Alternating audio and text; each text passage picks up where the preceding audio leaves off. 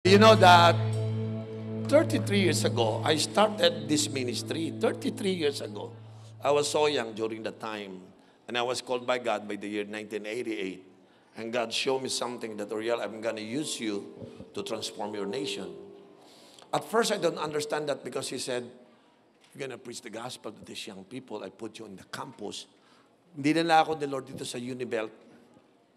I graduated from, nag-aral po kasi ako sa Paris University. Diyan ako nag-aral sa Paris. So, after graduation, nagpastor po ako. Nung nagpastor na po ako, God put burden in my heart for our nation. Kasi po ako po yung dating chairman ng League of Filipino Students. Ako din po yung president ng Tau Gamma Fraternity. Come on, just sit down right now. Upo na po kayo. Ayan. So, meron po akong burden sa nations natin. Meron po akong kabigatan kasi nakita ko po, 80s up, 1986, alam mo yung EDSA revolution during that time. Siguro baka hindi pa kayo pinapanganak po noon, ano? But during that time, andun po ako noon. And by 1988, nakita ko po, nagpastor na po ako 1988. Nakita ko po yung nangyayari sa bayan natin, napakapangit. Ang isang pinakita sa akin ng Panginoon ay ang eskwelahan. When I look at the government, tinignan ko po yung Congress, yung Senate, tsaka yung Malacanang, God showed me something na nabigla ako. Sabi sa akin ng Panginoon, alam mo ba na lahat ng tao sa Malacanang ay galing sa eskwelahan? Alam mo ba lahat ng congressman galing sa eskwelahan? Alam nyo ba na lagi lahat yan, yung sa Senado ay galing sa eskwelahan? Lahat ng mayor, governor, vice mayor at konsehal, majority of them nanggaling sa school. So what? Kung galing sila school, sabi niya, paglabas nila sa eskwelahan, sila nagpatakbo ng bayan. Ano nangyari sa bayan? Sabi ko, Lord, bagsak po bayan namin ngayon. Warat na warat. Kasi parang wala kang makitang matinong government official during that time. And then sabi sa akin ng Panginoon, that's why I'm calling you to become a pastor for young people. Because ang nilalabas ng mga eskwelahan ay mga graduate na student na hindi sila ready for nation transformation. So sino ang magnanakaw sa gobyerno? Yung mga dating estudyante. Graduate sa Lasal, graduate sa Ateneo, graduate sa UP. Yung mga korap po sa bansa natin, aral po sila, mga highly educated. Nung makita ko po ito, na-shock po ako kasi, oo nga no, yung ating mga senador, lahat yung graduate sa school. Sabay tanong, ano kaya nung siyala ay mga bata, narinig nila ang gospel? Ano kaya yung mga batang ito habang sila ay estudyante, sila ay na-disciple ng ating Panginoon? Malamang ang mga batang ito gagraduate na may takot sa Diyos, may pagmamahal sa kanyang pamilya, may pagmamahal sa Diyos at may pagmamahal sa bayan. Doon ko lang po naunawaan, Panginoon, pwedeng mabago ang bansang Pilipinas. Wala tayong kaalam-alam na si Satanas, yung mga bata na yon, habang sila'y nag-aaral, ginugroom na pala sila. Kayo ang magiging mayor, governor, pero kayo, tinuruan ni Satanas, inihanda sila. Kayo ang magwawasak ng bayan na to. Nagtaka tayo. Pag may mga kasuhan, mga kapatid, alam mo, 1988, pag nagbabasa po ako ng dyaryo, madya-dyaryo po yung isang magnanakaw na mayor, congressman. Lagi kong tanong, saan kaya ito nag-aral? Yun lagi kong tinatanong. Lahat, simula sa araw na to, I encourage you. Pag kayo'y nagbabasa at nasabit sa mga corruptions, tanungin nyo munang tanong, saan ito nag-aral? And then you will find out, alam nyo na-discover ko, marami sa kanila graduate ng UP, ng Lasal, ng Ateneo, at ng iba't ibang paaralan. Because when they were young, they were groomed by the devil. And the devil, not knowing, dito alam ng mga bata, that knowing they will become the next future leaders. Hindi nila alam.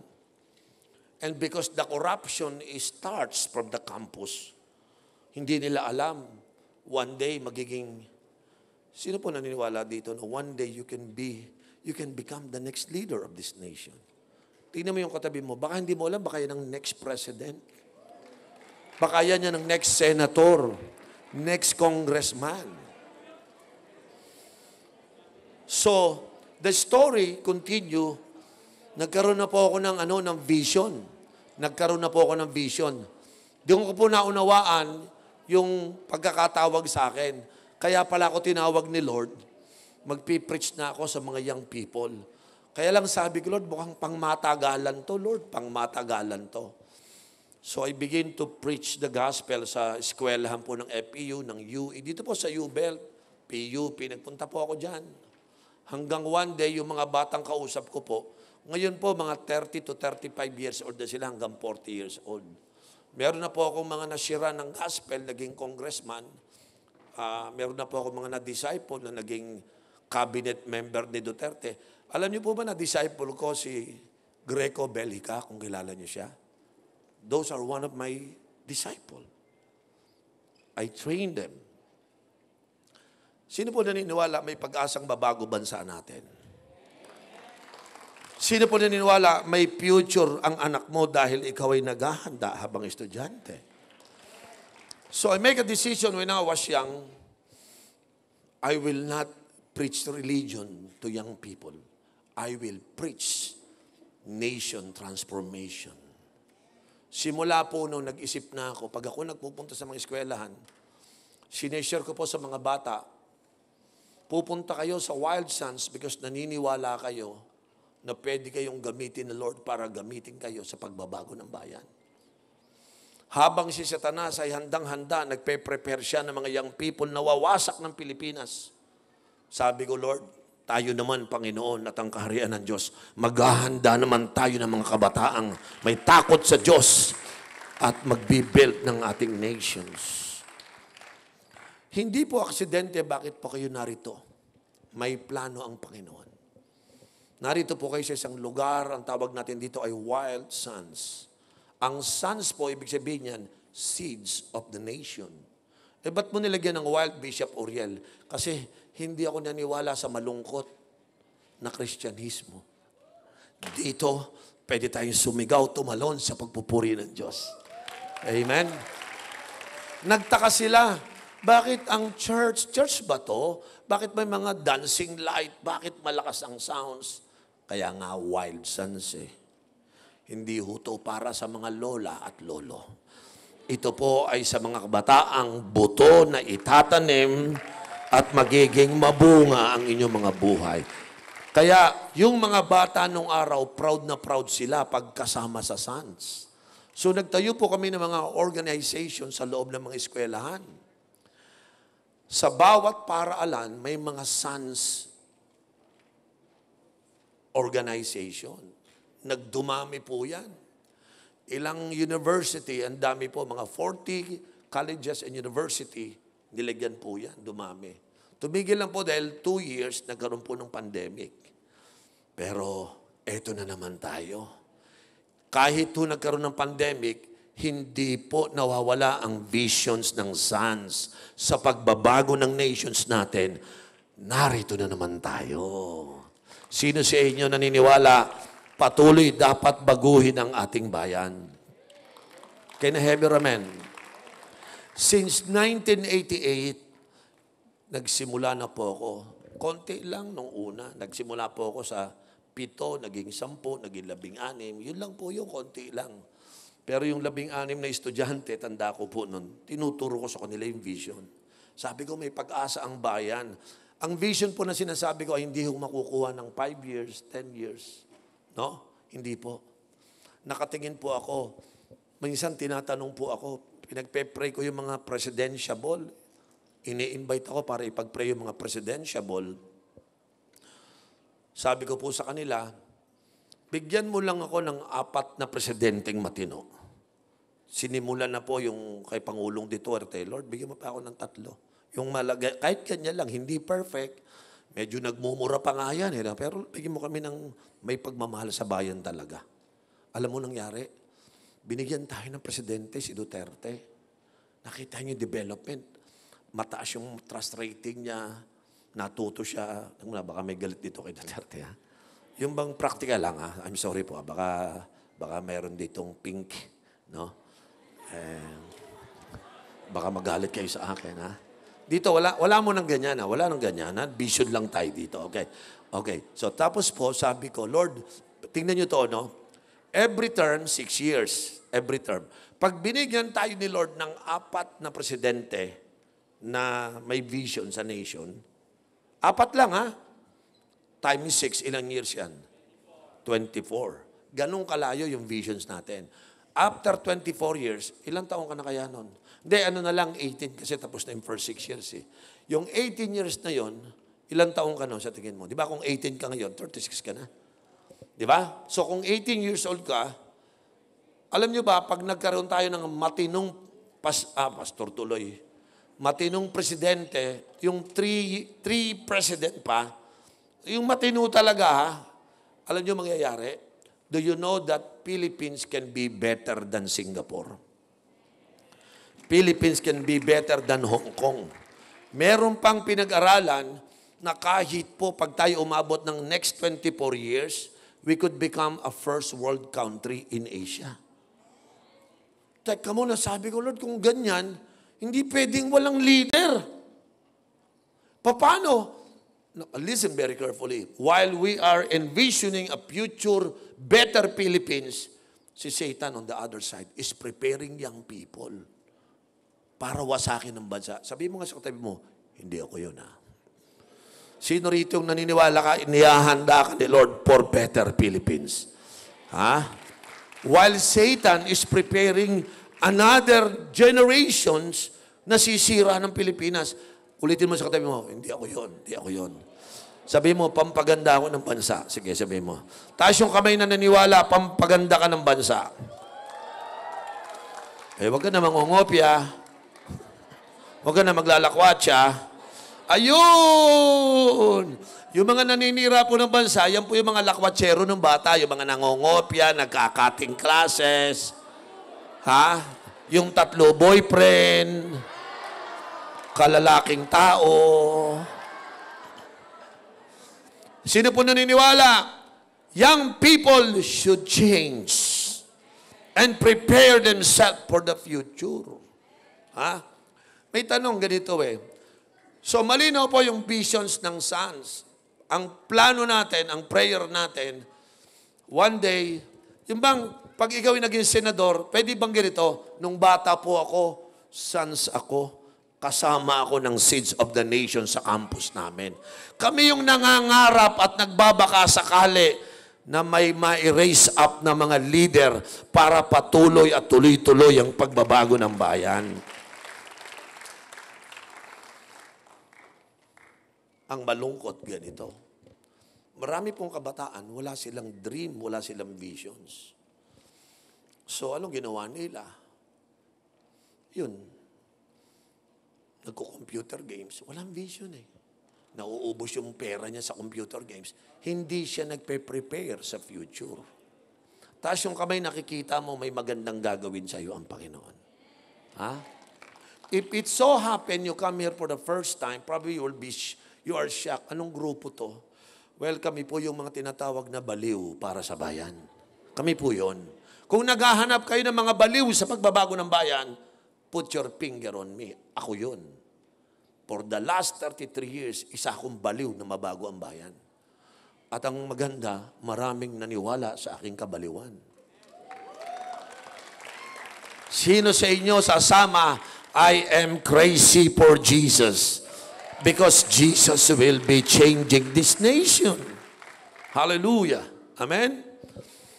Sa makatuwid, itong vision ng sons, sabi ko po, ako po ang senior pastor ng Doulos for Christ. Pag pumunta po kayo sa church natin, 80% young people, puro kabataan.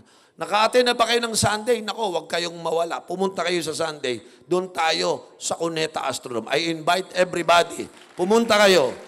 And then you will realize kung gaano kadami ang naniniwala sa visions na ito. Ha? Makinig po kayo mabuti. Ang mga Pilipino ay highly oppressed. Pag sinabi po nating oppressed, yung bang, pag nasabi po nating oppressions, yung iba hindi naintindihan ng oppression, pakinig kayo mabuti.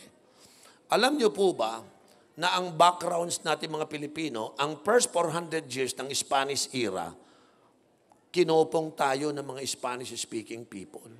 Ginawa tayong Indio, ginawa tayong alipin sa sarili nating bayan. So for 400 years, sanay tayong uto-uto, sanay tayong bosyo-bosyo, alipin, katulong. For the last 400 years, nakatatak sa utak natin katulong tayo, alipin tayo.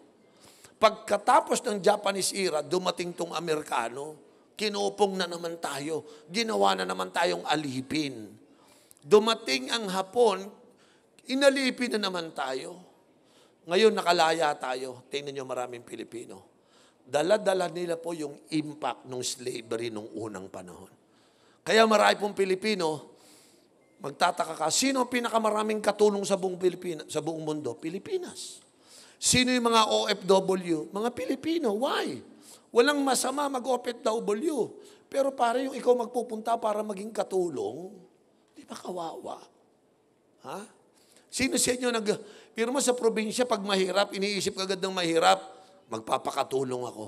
Alam niyo po, naiyak ako. One day, nasa Hong Kong po ako. Literally, there are 200,000 nakatulong sa diyan po sa Hong Kong. Merong isang tinatawag na parks doon, na pag Sunday, lahat ng katulong off nila, pupunta sila doon. Nagkataon, in-invite nila ako. Pagdating ko doon, puro babae. Ang dami po, libo-libo naroon. Tapos, konti lang ang lalaki. Pagdating ko po doon, pinag-preach ako doon, naiyak ako dahil kawawa naman itong mga Pilipino. Ginawa lang alipin, katulong sa ibang bansa. Nagtanong po ako, bakit gano'n na ang isip ng mga Pilipino? Katulong sa Saudi, katulong sa Singapore, kahit saan bansa, puro katulong. Nakarating po ako ng 32 countries as a pastor. Nakarating ako ng Amerika, ng Canada, sa Europe, nakarating po ako dyan. Lahat ng makita ko mga Pilipino, ang dami po nila, puro katulong. Nalungkot po ako. Kaya sabi ko, tama talaga tong vision. Alam niyo, makinig pa kayo mabuti. Madali mong malaman pag ang tao ay oppressed. Madali mong alam mo, pag oppressed, walang dream, walang vision, walang pangarap. Kung kayo po ay batang estudyante at wala kayong ginawa, computer games lang kayo ng computer games para maglibang, hindi ho kayo naglilibang, oppressed kayo. Kasi kung nangangarap ka, hindi mo gagawin yon. At dahil sa oppression ng mga bata, instead na mag-aaral mabuti dahil may pangarap, I find them taking drugs, inom dito, lakwatsa dito, computer games. Sabi ko, wala na itong pangarap kasi. Kasi kung may pangarap to, pagbubutihin niya yung pag-aaral niya. Oppression is the number one killer of many students today. Computer is the new addiction now. Computer is the next addiction today. Kaya nakita ko po sa maraming kabataan ngayon, pag wala na kayong pangarap, maglalakwatsa kayo. Kasi kung talagang may pangarap ka, bilib ako doon sa may mga pangarap. Ang dami nating taga-sans. Hindi sila mapaaral ng anak nila, kaya lang tinutulak sila ng pangarap. Nagwo-working students sila. Yung iba nagpupunta, Kuya Oriel, ayoko pong tumigil ng pag-aaral. Yung tatay ko po, hindi na daw niya ako mapapag-aral. Alam niyo, ginawa ko, sige, dito ko na lang matulog sa church. Wala ka ng Dito ko na matulog sa church. Hindi na siya nagbabayad ng kanyang boarding house. Pastor, paano po pagkain ko? At salo-salo na lang tayo, may pagkain dyan. Sige, basta dyan ka na lang matulog. Bishop, salamat po. Pero po, pastor, yung pag-aaral ko, sa PUP ka na mag-aral. Scholar ng bayan, mura lang yun. Sige na, ako na magbabayad ng tuition fee mo. Unti-unti po, nakaipon kami ng mga kabataan. Natutulog sila sa church. Ito, yung stage na ganito, dyan sila natutulog. Tabi-tabi sila dyan. Minsan 15, minsan 20, minsan lagpas pa. Lahat ng bata na yon, graduate na ngayon, professional na, may kotse na, may bahay na. Ang pinagbibiling ko lang sa kanila, gabi, tanda ko noon, lumuhod kayo, pinaluhod ko sa stage. Gabi, kami-kami na lang. Pinag-pray ko, Panginoon, palayasin mo yung spirit of oppression sa kanila. Kasi alam ko, pag oppress, hindi mangangarap. Pag hindi nangarap, hindi magdidisiplina. Tandaan niyo yun, ha? Pag-oppress, hindi mangangarap. Pag hindi nangangarap, walang disiplina. Sisirain na agad yung future. Pakanaho ng demonyo sa buhay mo yan. Maring sa gabi pong ito, nandito kayo, wala kayong disiplina. Nakakatatlong kurso ka na, puro ka first year, wala kang disiplina. Ha? Are you listening? Ha? Biro mo, ilang first year ka na, puro ka first year, nakakalimang taong ka na sa first year, wala kang disiplina, ibig sabihin. Sino rito magsasabing gusto mong magkaroon ng dream ulit, mga kapatid? Taas yung kamay. Pag may dream, magdidisiplina. Tama? Pag walang dream, hindi magdidisiplina. Kung kayo po'y nakaka-relate sa sinasabi ko, tingnan mo sarili mo. Pag natulog ka, sleep all you can. Kasi aswang ka eh. Sa gabi gising, sa umaga tulog. Di ba? Aswang yon. Di ba? Parang gano'n, di ba? Bakit ka hindi matulog sa gabi at gumising ka sa umaga? Nag-aaral ka, hindi mo siniseryoso. Alam mo kung bakit? Wala kang discipline. Kasi bakit walang discipline? Wala kang dream. Ba't wala kang dream? Pag wala kang dream, wala kang discipline. Ibig sabihin ganito, pag wala kang dream, wala kang plano. Pwede namang magplano I was sad. Honestly, for the last 33 years of my life, natuwa po ako doon sa mga nagtyagang natutulog lang sa stage na walang pera. Kumakain lang kami, maniwala ka. Naalala ko po nung bata pa yung mga members natin dito sa Sons. Magluluto po ako ng maling kaldero, lalagyan ko po ng miswa, tsaka isang ligo, dudurugin ko. Pag nilaglag ko na yung ligo, wala ka nang mabibingwit na isda doon. Basta't magkalasa lang, tsaka lalagyan ko ng maraming miswa. Yung mga bata po, para mga refugee, pipila na yon, may rice, lalagyan lang ng sabaw. Buhin na kami. Minsan po, dumating po yung isa nating kabataan na gumraduate, nasa London na. Pagdating dito, sabi sa akin, Kuya Uriel, invite naman kitang dinner. Kasama ko yung misis ko, galing London. Sabi ko, imbitin mo ako, hindi po. Saan tayo? Hindi, sakay ka na lang sa kotse namin, Bishop. Sumakay ako sa kotse. Dinala ako sa 5-star hotel. At nandun, umorder kami ng steak. Ang mahal ng steak, 5,000 isang order. Nung dumating na po yung steak, sabi sa akin, Bishop, kayo na po mag-pray. Nag-pray po ako. Sa heart ko, maraming salamat, Panginoon, sa blessing. Andito na yung mga kapatid ko, purihin ka. Pagtingin ko sa dalawa, umiiyak sila. Sabi ko, ba't kayo umiiyak? Naalala ko po kasi, Kuya Uriel, ang bata ako. Yung kinakain po natin. Pero kayo lang po naniniwala sa akin na may future. Umiiyak sila. Pwede palang mangarap. Tuwing umaga, gigisingin ko sila, mag-devotion na kayo. O yung mga papasok, mag-aral wala na munang kwentuhan, mag-aral kayo. Araw-araw po, ganun. Because nakita ko ang mga oppressed. Walang dream, walang disiplina, walang plano. Ulitin ko, ang mga oppressed, walang dream, walang disiplina, walang plano. Buksan nyo yung Jeremiah 29 verse 11. Lagay mo nga yung verse na yan. Dito ko po nakita. Nalungkot po ako kasi nung makita ko yung mga kabataan. So buong buo sa isip ko, may future ang Philippines. Kaya lang sasabayan ako ng demonyo. Or ako sasabay sa kanya. Sabi sa akin ng Panginoon Uriel, noong pa si Satanas, naghahanda ng mga young people na para mawasak niya at sila yung wawasak ng bayan. Sabi ko, Lord, gaano kami karaming pastor na ganito nag-iisip? Sabi niya, ikaw pa lang muna. Kausap ko ang maraming pastor, hindi nila iniisip ang kabataan. Kasi sabi nila, pag nag-preach ka sa kabataan, walang pera yan. Paano ka makakabayad ng isitan kung wala silang pera? Pag yan nag-offering, barya-barya, ang tunog-tunog. Ako po, tinakot pa nila ako, ba't ka magpipreach sa mga kabataan? Walang pera yan, paano ka mabubuhay? Sabi ko, no. Sabi nila sa akin, pagka nag-preach sa mga kabataan, walang pera yan. Wala pang sweldo yan. Maghihirap ka. Alam mo, sabi sa akin ng Panginoon, Uriel, magpipreach ka sa kabataan, talagang wala silang pera. Bata pa yan eh. Pero Uriel, yan ang kayamanan mo. Tinanong ako walang pera. Pero sabi ko sa kanila, wala silang pera. Pero kayamanan sila ng bansa. Sila yung kayamanan. Nakikita mo ba yung sarili mong ikaw isang treasure? Yun, kaya ka pala kinukuha ni Satanas, winawasa ka kasi mamahalin ka. No. Starting tonight, titignan mo sarili mo. Sabihin mo sa katabi mo, hindi ako cheap. Sabihin mo sa katabi mo, hindi ako cheap. Sabihin mo, precious ako. Bakit ka precious? Basahin natin ang sabay-sabay. 1, 2, 3, go!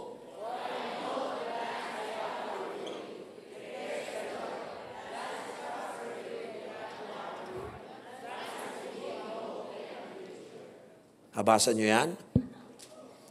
Sinasabi yan sa atin ng Diyos. Sabi ni Lord, for I know the plans I have for you. Alam mo ang problema natin?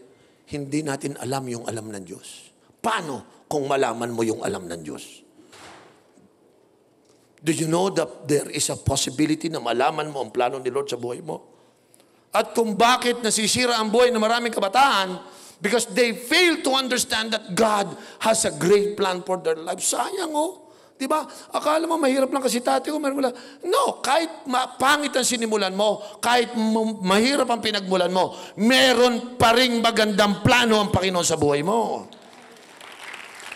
Pero Pastor Uriel, galing ako sa isang broken family. Iniwan ako ng tatay ko. Kahit iwan ka ng tatay mo at wala ng plano ang tatay mo, walang plano nanay mo, meron pa ring magandang plano ang Diyos sa buhay mo. For I know the plans I have for you. At ang sabi ng Bible, it was declared by God. Ibig sabihin, this is final. I have a plan for you. Dineclare niya, sabi ng Bible. Ano daw plan niya?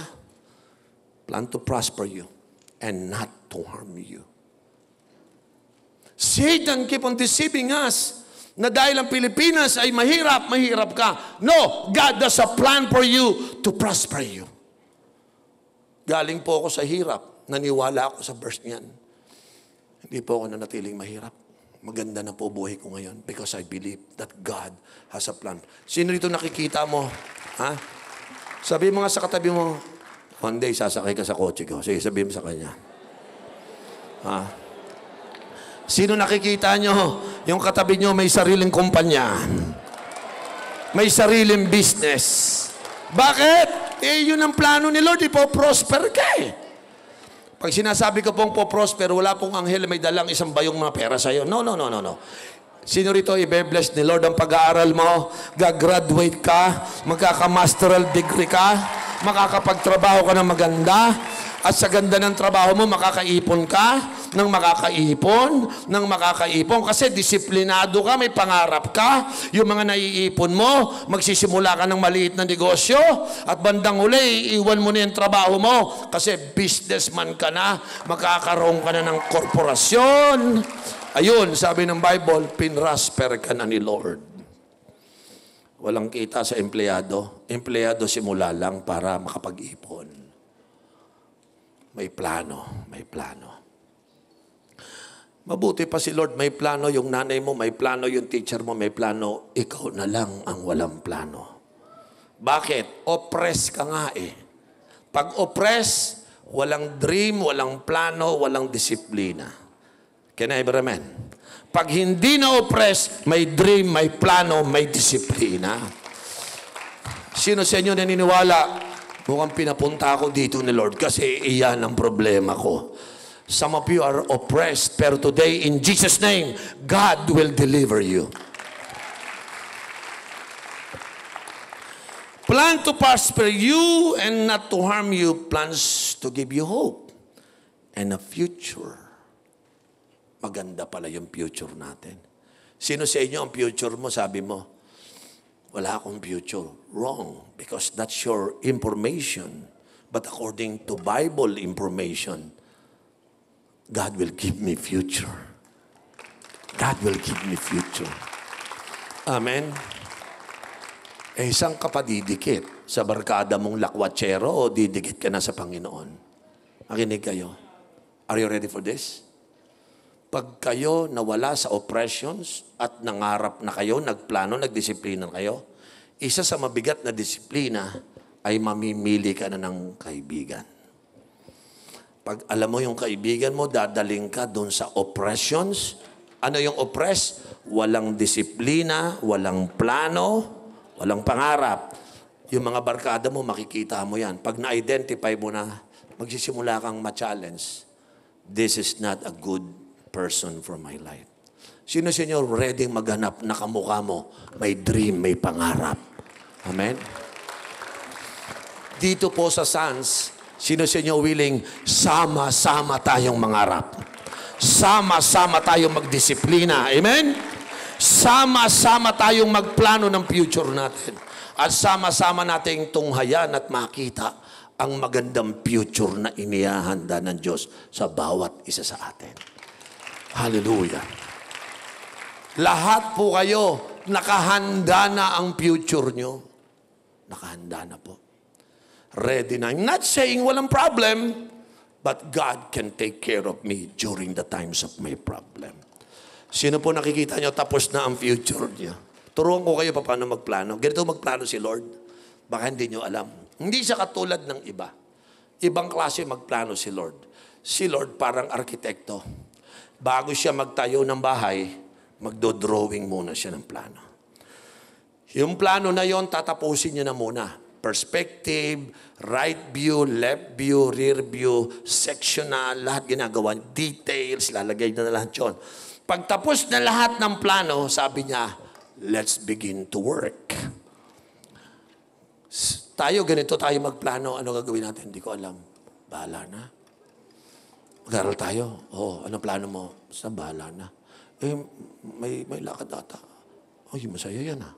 Paano yung pag-aral mo? Dali na lang yun. Kopya na lang tayo. Yun ang plano mo, di ba? Sino po naniniwala pag si Lord nagplano, ibang magplano si Lord? Amen.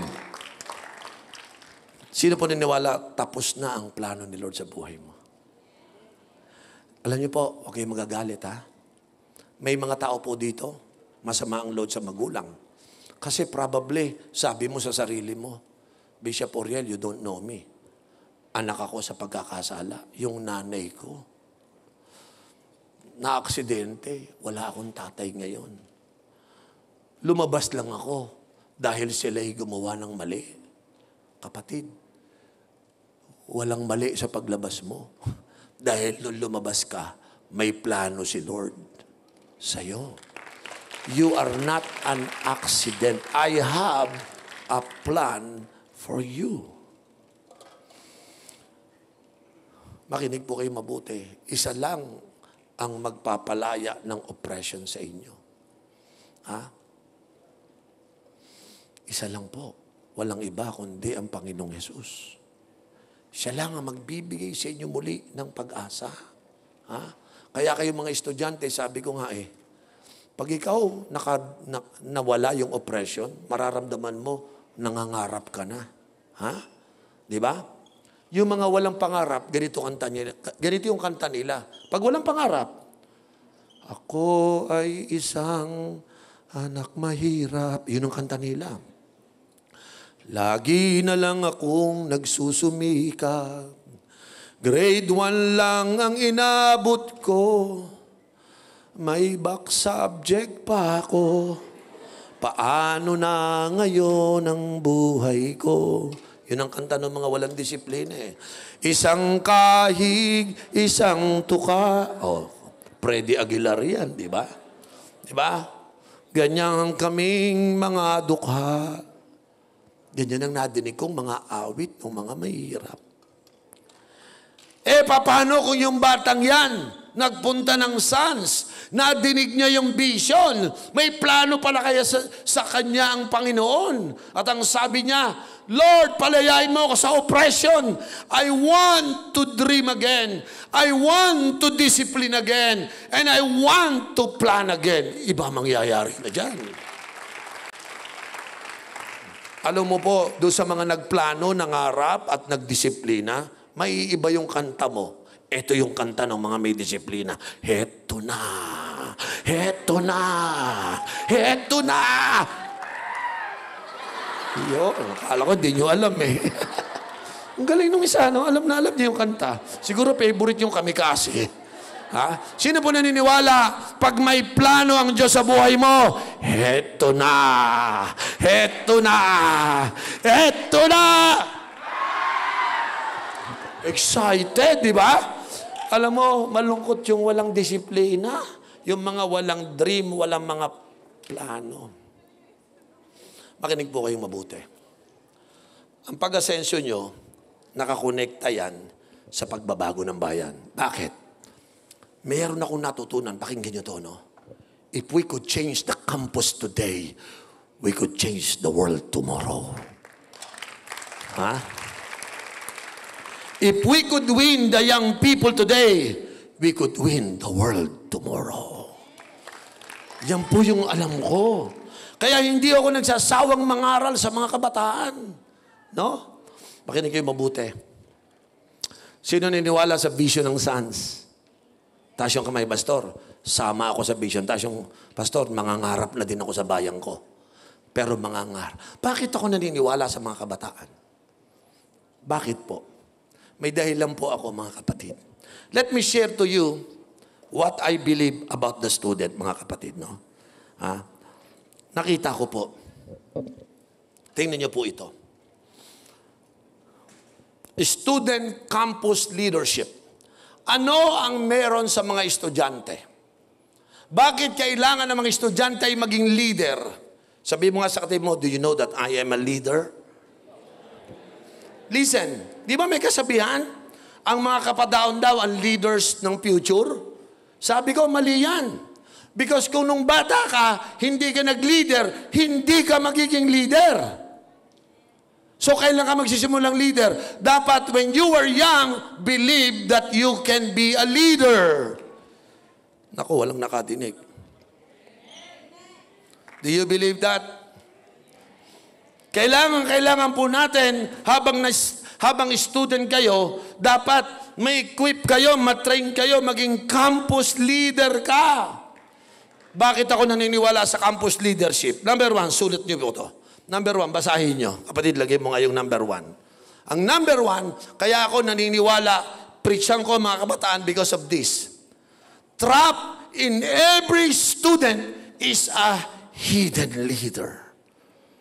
Biro mo, nag-aaral ka lang, yun pala, meron palang senator sa loob. Hidden pa yung kasi. Meron palang congressman doon, meron palang mayor, meron pala doon big-time senior manager ng kumpanya. Bakit? Every student had a hidden leader. Dapat alam mo yan. Yan ang itinatago-tago sa iyo ni Satanas. Ayaw niyang makita mo yan para wag kang mangarap. Ayaw niyang makita mo yan para maglakwat tsaka lang sirain mo lang ang buhay mo. Because trapped in every student, there is a leader. Tingnan mo yung katabi mo. Sabi mo, may laman yan sa loob. Trapped in every student is a hidden leader. Number 2. Ano po nakalagay sa number 2? Ang ganda po nito. Lagay mo, kapatid, yung number 2. Bibilisan lang natin ng konti. No? Number 2. Every student was created to lead and design for dominion. Ibig sabihin po niyan, lahat ng estudyante ay ginawa ng Diyos para kayo ay mag-lead. Una, i-lead mo sarili mo. Pangalawa, i-lead mo pamilya mo. Pangatlo, i-lead mo yung ibang tao. Alam mo bakit pangit yung mga pamilya natin? Kasi yung tatay natin hindi leader eh. Kasi nung bata yon, walang nag-train para maging leader. Pero hindi pa pangit ang mga pamilya nyo because dito sa Sons, ite-train natin ang mga kabataan para magkaroon tayo ng mga leaders sa ating mga family. Trap in every student, there is a leader.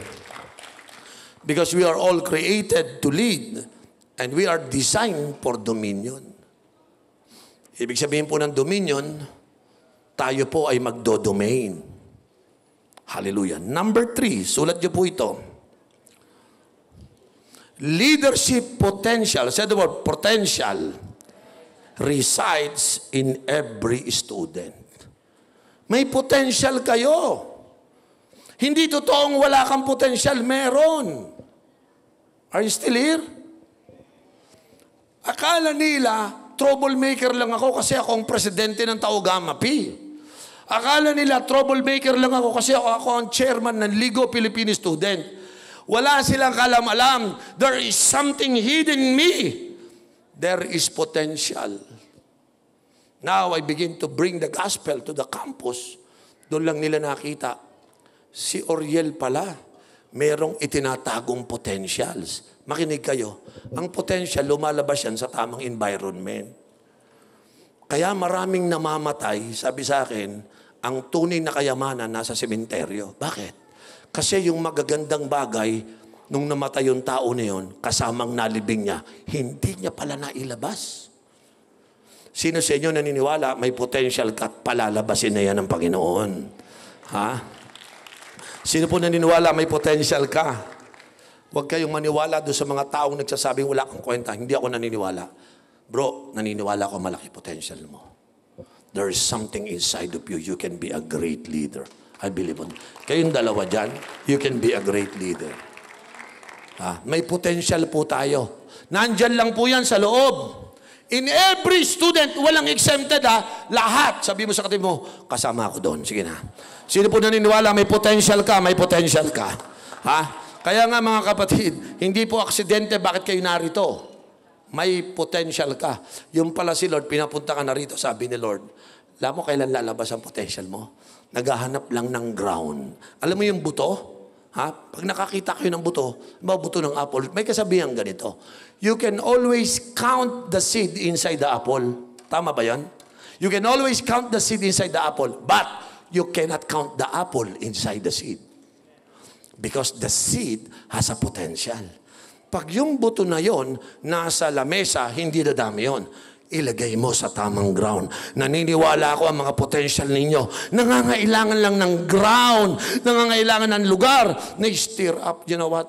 For the last 33 years, we pray na ang lugar na ito na pinupuntahan nyo ay maging isang ground para lumabas ang potential ninyo.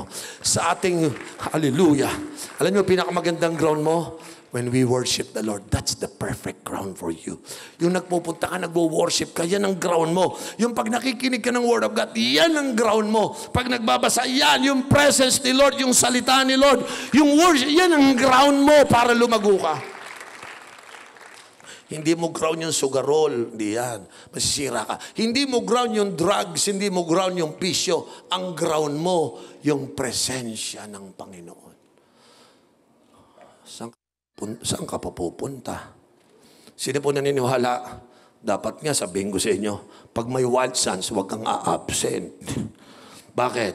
Pag nag-invite ka, let's go back to the ground. Bakit kailangan ng ground? Tingnan mo, alisin mo yung ground ng isda, tubig, mamamatay yung isda pag umalis sa tubig. Ang mga puno, tanggalin mo sa lupa, namamatay sa lupa, namamatay ang puno. Tanggalan mo ang ibon na makalipad sa hangin, mamamatay ang ibon. Bakit? Nangangailangan ng ground ng lahat ng living things. Ikaw lang walang ground. Kaya ka nasisira kasi pinupuntahan mong ground, mga pamatay. Sino po naniniwala sa wild sons, this is my ground? Taas yung kamay naniniwala ka, ito yung grounds mo. Sino po naniniwala, you are in the right place this evening? Sabi mo sa katabi mo, welcome to God's ground. This is holy ground. Makinig kayo. Sa Genesis, nung ginawa ni Lord ang tao, sabi ni Lord, mga isda, sa tubig kayo. Mga puno sa lupa kayo. Ibon, lumipad kayo. Nung gumawa siya ng tao, sabi ni Lord, you are born to my presence. Saan ang lugar natin? Tanggalin mo ang isda sa tubig, patay. Tanggalin mo ang puno sa lupa, patay. Tanggalin mo ang mga ibon sa paglipad, mamamatay. Ang tao nung ginawa, tanggalin mo sa presensya ng Diyos, mamamatay. So saan ang lugar natin? Sa presence of God. Say that word, presence of God. Gusto niyo lumakas? Enter into the presence of God. Hallelujah. Wala niyan sa FEU. Sa Wild Sons lang meron nun. Wala yan sa SM. Di ba? Di niyo ba napansin kanina, nung nagpupuri na tayo, sabi nung isa sa akin, Bishop, pag nagkakanta, kinikilabutan ako. Hindi kilabot yung presensya ng Diyos pinapadama sa iyo. Di ba? Pastor, bakit parang naiiyak ako? Kasi nararamdaman mo ang Diyos eh. Ang Diyos po hindi nakikita, pero nagpaparamdam. Kinahebramen. Ang hangin ay hindi mo nakikita, pero nagpaparamdam. Hindi lahat ng nakikita ay nakikita. Merong hindi nakikita, pero nagpaparamdam. Sino rito naramdaman mo ang Diyos kanina? At habang nakikinig ka, nararamdaman mo, nangungusap sa sayo. Kinahebramen. Every student, meron siyang leadership potential. Number 4, ang ganda po nito. Okay?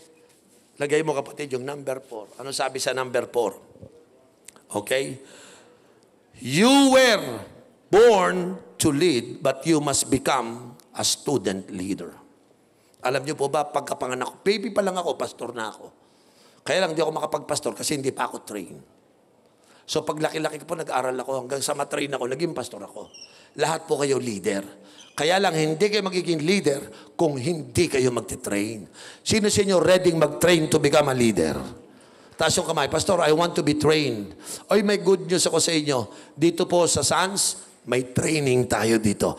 Tinitrain namin kayo maging leader, dahan-dahan. Magiging leader kayo. Natutuwa ako nung araw po, may mga company nagdadala sa akin ng ano. Alam niyo yung mga company, mga Johnson & Johnson. Sabi sa akin, Bishop, pwede bang bigyan mo kami ng mga graduates mo? Sabi ko, bakit? Kailangan ko yung mga student. Bakit? Kasi yung mga estudyante mo, ang gagaling. Marunong sila ng human engineering. Ano yung human engineering? Magaling sila magdala ng tao. Bakit? Kasi bago napunta sa Johnson & Johnson, mga cell leader yun eh. Mga nagli-lead ng people sa campus eh. Mga kapatid, ang Sons po, yan po yung training ground, how to handle people. And you will be trained. Sino po excited magpa-train how to handle people? Ha? Kailan ba yung susunod nating Wild Sons? Grace, kailan? Kailan ang susunod? Sa next week? Kailan? 2 weeks from now, babalik ulit tayo dito. 2 weeks from now, okay? Kasi magka-holiday ngayon. Meron tinatawag now. Sino sa inyo naniniwala ang visions sa kabataan ay mangyayari? I believe on number 4, you were born to lead, but you must become a student leader. Taas yung kamay. You are born to lead. Kailangan magpa-train ako. Hallelujah. Tama? Parang yung doktor. Ilang taon bago ka maging doktor? Ilan? 10 years, di ba? Amen. Sino sabing 10 years? Mali. Pag 10 years, grade 10 ka pa lang noon. Pag doktor ka, 20 years. You want to become a doctor? 20 years. You want to become a leader? How long? You better prepare. You better train yourself. Because there is a leader inside of you that need to be trained. So dito, pag may sinabing, i-announce ko sa inyo, meron tayong starting training, ay sumama na kayo kaagad. April 22 ang next Wild Sons po natin. Number 5, punta tayo. Ang next Wild Sons, April 22, sulat mo na yan. Number 5 po, true student leadership. Okay? True student leadership is self-manifestation. Akala ko leader ako ng fraternity. Akala ko leader ako ng activism. Pero nagkaroon po ng manifestations when I come to know the Lord Jesus Christ. Parang nakorek.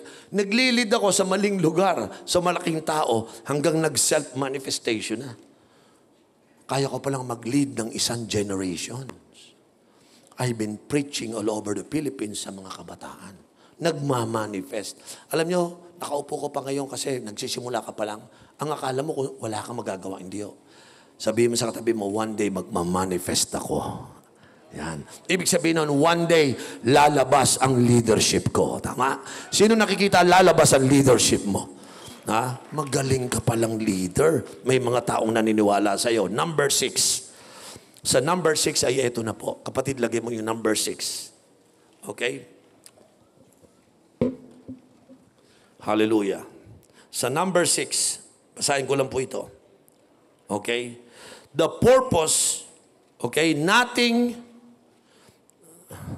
the purpose of true student leadership is the production of leaders. Yan po yung pang-anim.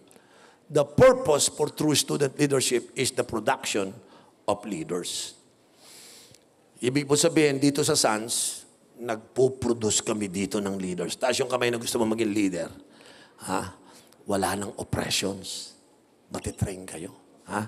Nakita nyo po mga tao dito kanina, wala namang lolo doon, di ba? Wala mga lola. Lahat po yon na-win po yan lahat sa campus. Naging leader sila. Yung mga nagsasalita dito, parang kayo yan, nakaupo lang, nakaganon lang. Tatas ng kamay, pero nangangarap. Tandaan nyo, sa gabing ito, tatanggalin ni Lord ang oppression sa iyo. Lahat kayo, mangangarap, magpaplano, magdidisiplina. Ano gagawin na tatlo? Mangangarap, magpaplano, magdidisiplina. Sino sa inyo? Kung wala pa kayong plano, God can help you. Amen? Amen. Let me talk about last. Ito, pinakahuli to. Mabilis lang to, ha? The value of leadership. Okay? Dito, kailangan po dito, self-leadership. Come on, say that word, self-leadership. You cannot lead others until you lead yourself. Yung sarili mo muna, i-lead mo. Paano mo malilid ang nation? Sarili mo, hindi lead. Nung araw po, ganito kasi nangyari sa akin. Ako yung nilalagay sa babaw ng jeep. Ako yung taga-sigaw agitator. No? Sumisigaw ako doon. Tutulan ng feudalismo! Tutulan ng kapitalismo! Tutulan ng militarismo. Naku, kinausap ako ng Diyos. Oriel, ano sinasabi mong tutulan ng militarismo? Alam mo, ang problema, wala sa militarismo, wala sa kapitalismo, wala sa feudalismo. Ang problema, ikaw mismo. O nga, no? Kasi, aktivista ako pero adik ako.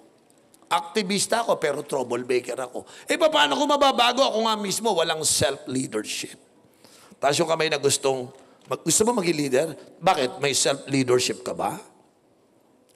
Ano ang value ng self-leadership? Number 1, tandaan nyo to, nothing happens without self-leadership. Pag wala kang self-leadership, walang mangyayari sa'yo. Aray ko po. Wala.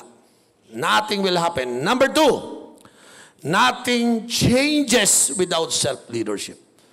Hindi mababago. Yung nanay mo, tatay mo mahirap, ikaw din maghihirap ka. Bakit? Wala kang self-leadership. Hindi mo kayang ilid yung sarili mo. So walang mababago, walang mangyayari. Number 3, nothing develops without self-leadership. Walang mangyayari, walang mababago, walang madidevelop. Yan ang bunga ng mga taong walang self-leadership. Lahat po ng mga barkada kong kadadalaw ko lang po about 2 months ago. Nagpasyal po ako doon sa mga tropa ko nasa Muntinlupa. Sabi nila sa akin, Oriel, sana naniwala na lang kami sa iyo. Sabi ko, bro, huwag yun natin pag-usapan yan kasi huli na yan. Mabuti pa, bumalik kayo sa Panginoon. Nung tumanggap na po sila sa Panginoon, ang problema, nakakulong sila. Tandaan nyo, malaking bagay pag wala kayong self-leadership. Walang mangyayari. Nothing will happen. Nothing will change in your life and nothing will be developed. Di ba gustong-gusto nating mabago buhay natin? Di ba gustong-gusto nating ma-develop? Di ba gustong-gusto nating ayaw natin na katulad ng mahirap na buhay? Pero wala ka namang self-leadership. Dito po sa Wild Sons, uso dito ang self-leadership. Kinokorek yung mali, tinatama yung mali. Kinahibrame. Number 5 o number 4, nothing improves without self-leadership. Wala pong may improve sa buhay natin kung wala tayong self-leadership. Mahirap pala yan, walang self-leadership. Walang may improve, walang madidevelop, walang ma-change. Walang mangyayari. Number 5, nothing in life is corrected without self-leadership. Eh di walang makokorek, walang maayos. Wala kang self-leadership eh. Alam mo, pag may self-leadership ka, may makokorek. No? Drug addict din po ako nung bata ako. Pero nung makakilala ko sa Diyos, napag-isip-isip ko, pag hindi ko pinractice yung self-leadership, tuloy-tuloy pagka-addict ko, tuloy-tuloy ang disgrasya sa buhay ko. Pero nung time na to, napag-isip-isip ko, I need to lead myself. Hindi ako kayang ilid ng nanay ko. Hindi ako kayang ilid ng teacher ko. Nagnobya ako, sumuko, umayaw. Hindi nila ako kayang i-control. Yung pala, walang ibang magkukontrol sa sarili ko, kundi ako dapat. Self-leadership. Come on, say that word, self-leadership. Nothing in life is corrected without self-leadership. Number 6, nothing advances without self-leadership. Wala pong mag-a-advance. Alam niyo po, itong binabanggit ko ditong verse 6, yan ang gustong-gusto natin. Gusto nating something happens, something change, something need to be developed, something to be improved in my life.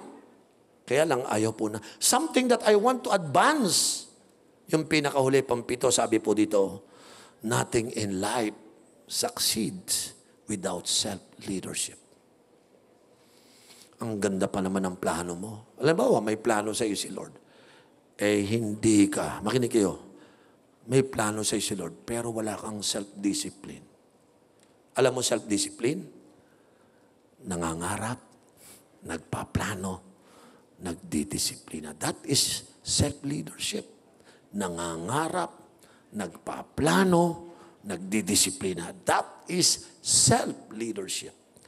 Siguro po, kung ngayon nyo lang po ito nadinig, ay buti na lang nadinig mo. Sino rito naniniwala sa inyong nadidinig ngayon?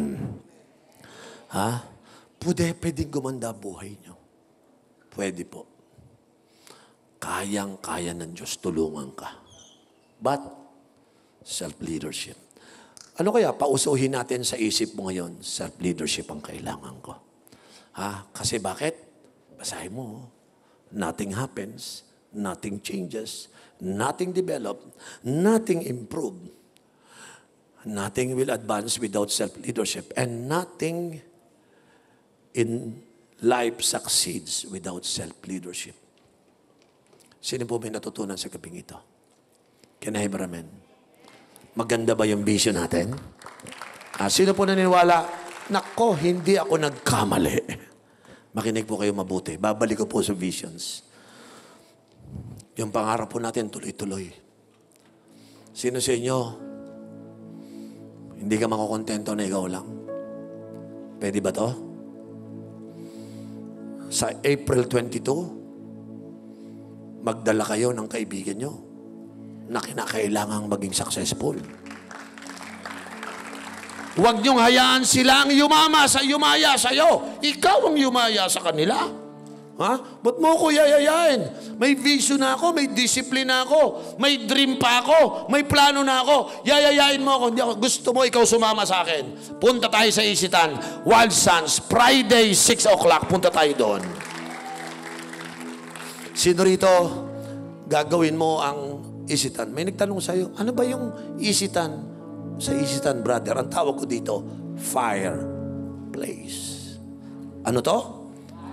Bakit fireplace? Kasi dyan, pag dumating ako dyan, nagiging on fire ako. Nagiging on fire ako. Fire! Hallelujah. Sino sa inyo naniniwala, tuwing pupunta ka dito, simula sa gabing ito, you will be on fire. Sino nangangailangan? Yung nag-aapoy ka. Hallelujah. Ha? Tingnan mo yung katabi mo. Mukhang nangangarap na yan. Mukhang magdidisiplina na yan. Mukhang magpaplano na yan. Sabihin mo nga sa kanya, nasa tamang lugar tayo. I am in the right place. I am on fire for Jesus. Sino rito sasama? Let's change the campus in Jesus' name. Let's bring this good news to our campus. Makinig kayo. Humanda kayo. May plano kasi tayo. Pupuntahan natin ang mga eskwelahan, magkakandak tayo ng malalaking gathering sa mga eskwelahan ninyo. Ipipreach natin ang message, ang vision natin. Amen? Sino sa inyo, magpapalakas muna tayo. Ha? Gagawin natin, every Wild Sons, ganito ang ituturo sa atin. Mga ganito. Sino may natutunan? May natutunan ba kayo? Ha? Kaya hindi kayo pwedeng walang take notes. Hindi pwede. Yung iba, matindi. Paglagay ng 7, pinicture ang kagad. Baka makalusot pa yan, di ba? Yung pangalawang 7, pinicture na naman. Sabi ko, grabe, sunod-sunod ang picture bakit? Ayaw niyang may Remember, every words that you're about to hear should never fall on the ground. It should fall on your heart. Walang lusot. Sino may natutunan ngayon? Amen? Tumayo tayo lahat, mga kapatid. Tumayo tayo lahat. Bago ako manalangin, sino rito naniniwala, dito pala sa Sons may vision kami? Ha? Sino sa inyo magsasabing, kailangan mawala yung oppression sa heart ko at sa puso ko? I want to be set free. Taas yung kamay, I want to be set free. I want freedom from oppressions. Gusto kong mangarap muli. Gusto kong muling magplano sa buhay ko. I've been floating all around. Tama si Bishop, kailangan ko ng self-leadership. Amen? Ganito gawin natin. Si Bishop Oriel mananalangin para sa'yo, para tanggalin ni Lord ng oppression sa'yo. Ready na ba kayo, mga kapatid? Ganito gagawin ko. Alam nyo, pag ako nagcha-challenge, hindi naman kasi lahat naniniwala Okay lang sa akin. Pero doon sa mga naniniwala, pinagpe-pray ko yung mga yan. Pagpe-pray ko yung mga naniniwala. Gawa lang tayo ng prophetic gesture ngayon. Ang prophetic gesture is this. This is my condition, Pastor Oriel. Wala akong future. I don't have any plan. Bishop, ako yung isang batang boy computer. Ako yung lakwatsero, Bishop. Pero today, I heard the voice of God calling me na ako ay muling mangarap, magplano at magdisiplina. Sino sa inyo naniniwala, yan ang sinasabi sa inyo ng Panginoon? Makinig kayo, baka mawala sa isip mo yan ang gagawin ko ngayon, ipagpe-pray kita. Ganito gagawin mo. Iiwanan mo ang lumang buhay mo. Ayoko ng luma na to. Aalis ka dyan sa upuan mo. Pupunta ka dito sa harapan, sa altar, para establish mo yung commitment mo. Today, mangangarap, magpaplano, magdidisiplina ako. Pagbilang ko ng 3, pumunta ka sa harapan, lahat ng gustong mangarap. Lahat ng gusto mong gawin mo akong leader, Lord. Gawin mo akong leader, okay? Lahat po ng gusto, praise the Lord, praise God. Habang pumupunta po kayo dito sa harapan, itabi niyo yung mga silya kung pwede niyong itabi. Please, tulungan niyo sila. I decided to follow Jesus, no turning back. Let's just sing that song. No turning back. Come on, just sing that song. I've decided to follow Jesus, no turning back, no turning back. I have decided Sing it with us right now. to follow Jesus, no turning back, no turning back. I have decided to follow Jesus, no turning back, no turning back. Sino sa inyo nagdi-decide sa gabing ito? I thought this is a religious organization. Hindi po. This is all about following Jesus. This is all about following. Did I introduce new religion sa'yo? Wala akong in-introduce. Alam mo in-introduce ko sa'yo? Si Jesus. At ang magandang plano niya sa'yo. Amen? If it so happen you come here to these Wild Sons, wala ka pang Jesus sa puso mo, probably kilala mo si Jesus na J-E-S-U-S. Listen very carefully. Alam niyo ba si Jesus ay namatay sa cross para sa iyo?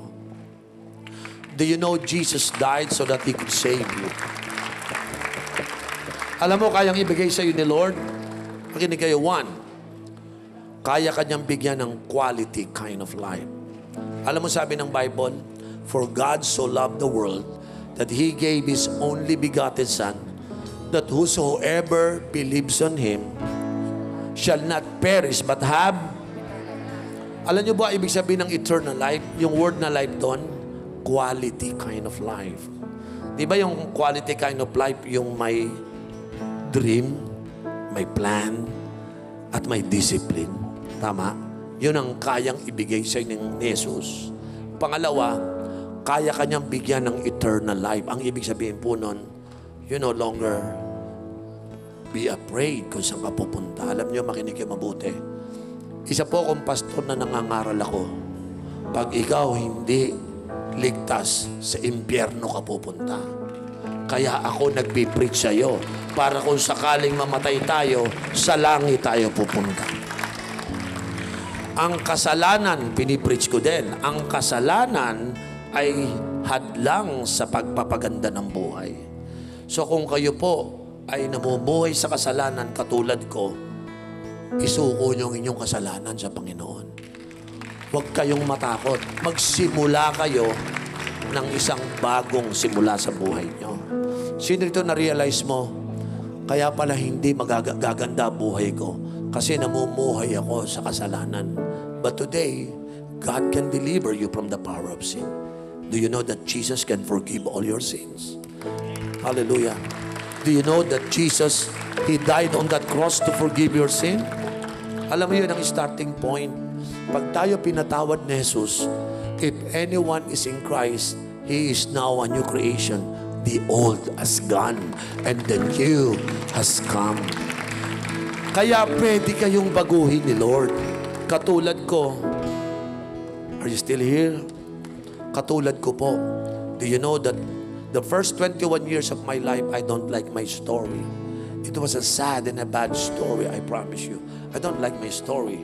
And then I discovered when I come to know the Lord Jesus Christ, I realized, kaya pala bad, tsaka sad ang story ko. Because I'm trying to make a story without Jesus in my life. Yung pala ginawa ko. But you know what? One day, someone preached to me the gospel like this. I make a decision. Kaya pala pangit ang buhay ko. I was trying to make a story without Jesus included in my... Nag-decide po ako. Starting today, Lord, I invite you, Lord. I include you in my life, Lord. Ikaw na ang aking Lord. Kasama ka na sa istorya ng buhay ko. Sino sa inyo sa gabing ito, you will include Jesus in your life? Ha? Yung bang nag-decide ako, sige Lord, hindi na ako gagawa ng istorya ng buhay ko na hindi ka kasama. Today, at the age of 21, I give my life to Jesus. I ask forgiveness to Jesus.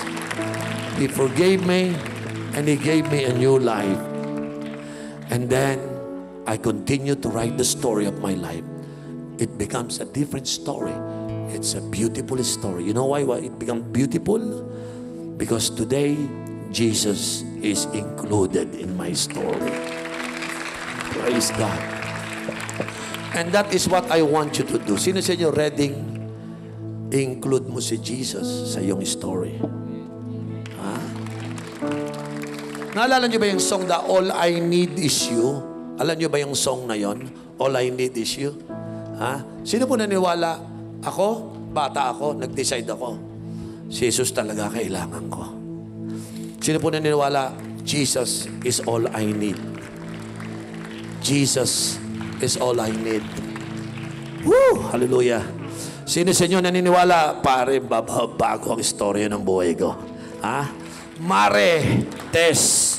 Ito ang kwento natin. Ha? Sino ito naniniwala?